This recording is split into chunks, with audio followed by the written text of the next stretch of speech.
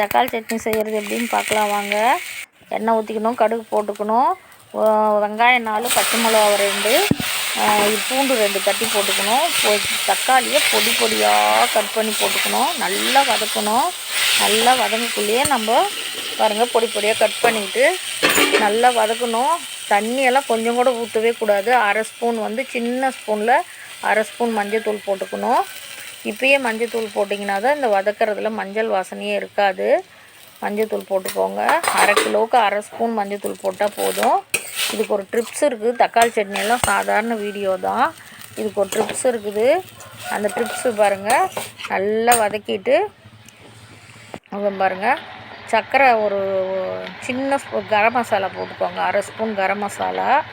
இந்த கரம் மசாலா நான் எல்லாமே போட்டு அரைச்சி வச்சுக்கிறேன். சர்க்கரை அரை ஸ்பூனு. இது தாங்க ட்ரிப்ஸு.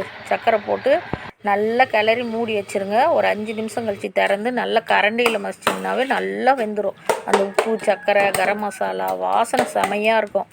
நீங்கள் அது செஞ்சு பார்த்துட்டு எனக்கு லைக் பண்ணுங்கள், கமெண்ட் பண்ணுங்கள், ஷேர் பண்ணுங்கள். என்னுடைய பெல் பட்டன் டச் பண்ணிங்கன்னா நான் போடுற குட்டி குட்டி வீடியோ உங்களுக்கு உடனுக்குடன் வரும். சப்ஸ்கிரைப் பண்ண